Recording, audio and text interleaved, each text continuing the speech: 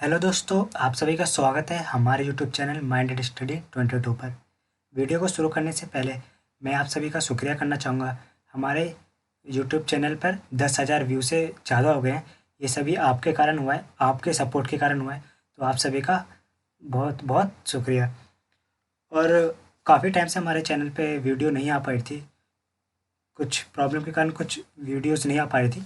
तो अब हम कंटिन्यू रहेंगे।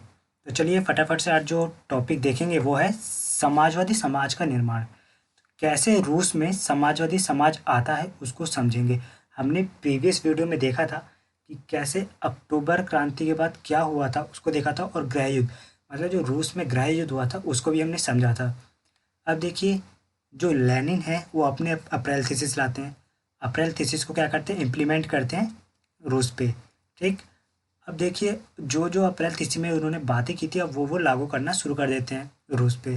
ठीक उसी प्रकार जब गृह युद्ध होता है, जब गृह युद्ध का दौर चल रहा होता है रूस में, जब गृह युद्ध अभी चल ही रहा होता है, उस समय क्या होता है, ये क्या करते हैं, उद्योगों का और बैंकों का राष्ट्रीयकरण कर देते हैं। मतलब उस समय भी इनका जारी रखते हैं कि उद्योगों को और बैंकों को राष्ट्रीयकरण उस समय भी किया जा रहा होता है। तो देखिए ये क्या करते हैं, गृह युद्ध के दौरान भी बैंकों का और उद्योगों का राष्ट्रीयकरण मतलब उनको सरकारी बनाना ये शुरू करके रखते हैं अपना। अब देखिए, ये क्या कहते हैं कि समाजीकरण, खेत पर खेती की छूट दे दी गई। मतलब बहुत सारे जो खेत थे वो अमीर वर्ग से छीनकर गरीबों में बांटा गया, किसानों को बांटा गया। ठीक है। अब उन पर खेती करने की छूट दे दी गई। ज़मीनें जो थी वो तो बांट दी गई, किनको, किसानों को, गरीबों को, उनको ज़मीनें बांट दी गई। अब क्या है, ये क्या करते हैं, उन पर खेती करने की छूट देते हैं। मतलब जिन ज़मीनों का समाजीकरण कर दिया गया था, ठीक, उनको, उन पर अब खेती करने की छूट देते हैं। ठीक है। देखिए, जो खेत थे, ज़मीनें थी जिन पर कब्जा किया गया था, तो बोल्शेविक सब ये दिखाना चाहते थे कि सामूहिकता क्या होती है। उसको दिखाने के लिए ये क्या किए, अब खेती पे इन्होंने छूट दे दी। देखिए, अब ये सब तो किया जा रहा है। अब देश को आगे कैसे बढ़ाएं, देश का विकास कैसे करें, उसके लिए क्या है, बहुत सारे अफसर बैठते हैं, अपनी योजनाएं बनाते हैं कि कैसे आगे किया जाए, कैसे देश को आगे बढ़ाया जाए। इन सब पे मतलब काम करना शुरू करते हैं ये सब। तो शासन के लिए केंद्रीय नियोजन, जो केंद्रीय नियोजन बनाना, कुछ व्यवस्थाएं लागू करना, अब ये सब इनकी मीटिंग होती है। तो उस मीटिंग में अब ये तय किया जाता है कि पंचवर्षीय योजनाएं लाई जाएगी। पंचवर्षीय योजना मतलब 5 साल की कुछ योजना बनाई जाएगी कि 5 साल में हमें ये प्लान किया कि 5 साल हमें ये काम करना है। जैसे मानिए स्कूल बनाना, अस्पताल बनाना, कुछ कल कारखाने खोलना, तो ये सब मानिए पंचवर्षीय योजना बनाएगी कि हमें 5 साल में ये काम करना है। ठीक है। तो उनको हम कहते हैं पंचवर्षीय योजना। भारत में भी ऐसे ही जब भारत आज़ाद हुआ था तो उसके कुछ समय बाद पंचवर्षीय योजना को अपनाया गया था। ठीक है। तो ठीक उसी प्रकार रूस में भी पंचवर्षीय योजना, मतलब हमने रूस से लिया है पंचवर्षीय योजना का जो थ्योरी है, ये हमने रूस से ली है। ठीक। तो ये रूस क्या करता है, अपनी पंचवर्षीय योजना लागू करता है रशिया में, जिससे कि जो वहाँ की अर्थव्यवस्था है वो गृह युद्ध के कारण चरमरा गई थी, बहुत ही ज़्यादा उसकी हालत ख़राब हो चुकी थी। तो उसको अब सुधारा जाए, तो अब पंचवर्षीय योजना बनाएगी। ठीक है। जो जो पहली दो पंचवर्षीय योजना थी, जो 5-5 साल का जो पहली जो पंचवर्षीय योजना थी, तो उनमें उद्योगों के विकास को बढ़ावा दिया गया कि हमें पहले क्या करना चाहिए, उद्योगों के विकास को ज़्यादा देना चाहिए, अहम भूमिका उनको ध्यान देना चाहिए, जिसके कारण देश का विकास होगा। देखिए, जो पहली पंचवर्षीय योजना अपनाई गई थी वो थी 1927 से 1932 तक। ठीक है। ये जो मैंने लिखा है तो इसका मतलब होता है ये 1900 आगे, ये जब 1900 का समय चल रहा होता है तो हम ऐसे लिखते हैं 1927 से 1932 तक। ठीक। तो पहली पंचवर्षीय योजना 1927 से 1932 तक। फिर उसके बाद जो दूसरी पंचवर्षीय योजना को इस्तेमाल किया जा रहा था, मतलब लागू जब करना था, तो 1933 से 1938 तक, मतलब 10 साल। तो इन 10 सालों में इन्होंने क्या किया, उद्योगों के विकास पे ज़्यादा गौर किया कि जो भी विकास होगा, जो भी हमारा प्लान है अभी 10 सालों में, तो मेन इंपॉर्टेंस किसको देना है, हमें उद्योगों को देना है कि जिसके कारण रूस का विकास हो। तो उद्योग पे इन्होंने ज़्यादा ध्यान दिया। तो जब उद्योगों पे ध्यान दिया तो उससे उनको क्या मिलेगी, सफलता भी मिलेगी, क्योंकि जब हम किसी चीज़ पे ज़्यादा ध्यान देंगे, ज़्यादा वर्क करेंगे, तो वो हमें क्या देगा, प्रॉफिट देगा। तो ठीक उसी प्रकार क्या होता है, 1929 से 1933 के बीच क्या होता है, तेल, कोयला, स्टील, अब इन सब के उत्पादन में क्या होती है, वृद्धि होती है। वो भी कितने परसेंट की, 100%, 100% की इनकी वृद्धि होती है, क्योंकि ज़्यादा ध्यान इन्हीं पे दिया जाता है। किस पे, कोयले पे दिया जाता है, स्टील पे दिया जाता है, और तेलों पे, पेट्रोलियम पे, इन सब पे ध्यान दिया जाता है। जिसके कारण क्या होता है, ये सब क्या प्रॉफिट देते हैं, 100%, पूरा का पूरा 100% की ये क्या करते हैं, प्रॉफिट देते हैं। अब विकास अच्छा हो रहा है, मतलब उद्योगों का विकास जो है वो बहुत ही अच्छे से हो रहा है। अब इसके कारण क्या होता है, जो नए नए शहर हैं, शहर भी बनने लग जाते हैं बहुत सारे, क्योंकि कल कारखाने क्या होते हैं, बढ़ने लग जाते हैं, उद्योग बढ़ने लग जाते हैं धीरे धीरे, जिसके कारण नए नए शहर भी बनते हैं। अब देखिए, जब इतना कुछ हो रहा है, तो इसके कारण क्या होता है, इसके कुछ बुरे प्रभाव भी होते हैं। ठीक, अब इसके क्या बुरे प्रभाव होते हैं, हम उसको नेक्स्ट स्लाइड में समझेंगे, कि जो विकास हो रहा है, इसके कारण दूसरा जो है, दूसरा पहलू क्या है, इस विकास के कारण जो दूसरा पहलू है वो कैसे बुरा पहलू है। ठीक, क्योंकि अच्छा तो हो रहा है, इसके साथ कुछ बुरा भी हो रहा है, वो क्या बुरा है, उसको हम नेक्स्ट स्लाइड में देखेंगे। तो चलिए नेक्स्ट स्लाइड की ओर चलते हैं। अब देखिए, विकास के बुरे प्रभाव, मतलब जो विकास हो रहा था उसके बुरे प्रभाव क्या थे, उसको हम जरा समझेंगे। तेज निर्माण कार्य के दबाव में कार्य स्थिति खराब होने लगी। मतलब क्या है, ये तेज निर्माण की ओर तरफ भाग रहे हैं, कि जल्द से जल्द जो भी हमारे उद्योग धंधे, गृह युद्ध में रेलवे लाइनें टूट गई थी, बहुत से उद्योग धंधे वो ख़त्म हो गए थे, जो बाहर से निवेश आता था वो बंद हो गया था, पूरा जो एक्सपोर्ट इम्पोर्ट था वो ख़त्म हो चुका था। तो क्या करें, उसको बढ़ावा देने के लिए ये क्या किए थे, मेन उद्योगों पे ध्यान दिया था। अब जब उद्योगों पे ध्यान दिया था इन्होंने, तो तेज निर्माण का कार्य किया।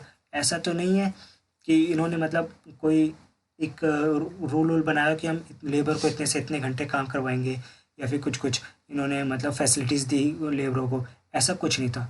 ये बस क्या है, लेबरों से मतलब जितना चाहें उतना वर्क कराएं, कुछ इस तरीके से काम कर रहे थे। जिसके कारण क्या हुआ, जो कार्य स्थिति थी वो बहुत ही ज़्यादा खराब होने लगी। अब क्या होता है, मजदूरों को अपनी ज़िंदगी व्यतीत करना, गुजारा बस्सा करना, ये बहुत ही ज़्यादा प्रॉब्लम आने लगी। एक एग्जाम्पल है शहर का, मैग्निटोगोस्कर एक शहर है, उसका एक एग्जाम्पल है। उसमें क्या होता है, एक स्टील फैक्ट्री है, वो उसमें काम चल रहा होता है, और जो काम है वो जैसे मानिए 10 साल, या फिर 10 साल तो ज़्यादा है, मतलब 5 साल वो काम चलता। पर उसको इतना मतलब तेज़ी से इन्हें काम कराना था कि वो काम 3 साल में ही कंप्लीट करा दिया गया। जब ये 3 साल में काम कंप्लीट कराया गया होगा, तो सोचिए आप ही कि कितना टाइम लेबर को वर्क कराया जाएगा। शायद उनसे 15-15 या फिर 18 भी घंटे काम कराया गया हो दिन में। तो ये इतनी ज़्यादा ही स्थिति थी, क्या खराब थी। देखिए, जो 5 साल का काम है, ऐसे 6 साल का काम है, अगर उसको आप 3 साल में काम कंप्लीट करके दोगे, तो आप ही सोचिए उसको कितना मतलब कितनी ज़्यादा लेबर फोर्स, या फिर कितने ज़्यादा टाइम ड्यूरेशन लगता होगा। एक लेबर मतलब कितनी देर तक काम करता होगा दिन में, 12 घंटे, 13 घंटे, 14 घंटे, 15 घंटे, इतने इतने दिन टाइम उसको दिन में काम करना पड़ता होगा। तो इस दौरान क्या हुआ था, लेबरों की जो स्थिति थी वो बहुत ज़्यादा खराब होने लगी। इस बीच क्या होता था, 550 बार, ऐसा मतलब डाटा इकट्ठा किया, पता किया गया कि 550 बार जो था वो काम रुका था पहले ही साल में। मतलब जो पंचवर्षीय योजना लाई गई थी, उसके पहले ही साल में ऐसा हुआ कि 550 बार काम रोका गया। और क्या होता था, लेबरों इन सब के लिए क्या था, शौचालय की भी सुविधा नहीं थी। तो जिसके कारण क्या था, बहुत ही कड़ाके की ठंड पड़ती है रूस में। तो जिसके कारण क्या है, इन्हें चौथे माले से तीसरे माले पे ये रहते थे, काम करते थे वहाँ पे। तो इनको बाथरूम की सुविधा नहीं थी, शौचालय की सुविधा नहीं थी। तो जिसके कारण उनको -40 डिग्री में नीचे आना पड़ता था। फिर इन्हें एक जगह जाके अपना मतलब वॉशरूम जाते थे, फिर उसके बाद ये वापस से अपने काम पे जाते थे। मतलब इतना नीचे ऊपर उतरना, और बहुत ही ज़्यादा मतलब प्रॉब्लम होती थी। और ऐसी ठंड का समय था, इन्हें फैसिलिटीज़ इतनी अच्छी नहीं प्रोवाइड कराई जा रही थी, जिसके कारण क्या होता था, इन्हें बहुत ही ज़्यादा परेशानी हो रही थी। मज़दूरों को बड़ी सख्त ज़िंदगी गुजारनी पड़ रही थी, बहुत ही ज़्यादा इन्हें प्रॉब्लम आ रही थी। अब देखिए, इतनी प्रॉब्लम आ रही थी, तो ऐसा नहीं है सरकार नहीं देख रही थी, सरकार देख रही थी। तो जिसके कारण वो क्या करती है, सरकार के द्वारा निम्नलिखित प्रकार से इन समस्याओं को दूर करने के उपाय किए गए। ठीक है, अब हम उन उपायों को देखेंगे कि कैसे जो गवर्नमेंट है, किन उपायों के ज़रिए लेबर के जो इतने प्रॉब्लम्स हैं उनको सॉल्व करती है। तो चलिए उन प्रॉब्लम्स को हम देखते हैं। देखिए, ये टॉपिक शुरू करने से पहले मैं आपको ये डायग्राम समझा दूँ, ये वाला डायग्राम। देखिए ये जो डायग्राम है क्या है ना, ये कारखाना है जिसमें से क्या है, धुआं निकल रहा है, ठीक। और ये क्या कह रहे हैं, ये समाजवाद का प्रतीक है, ठीक है।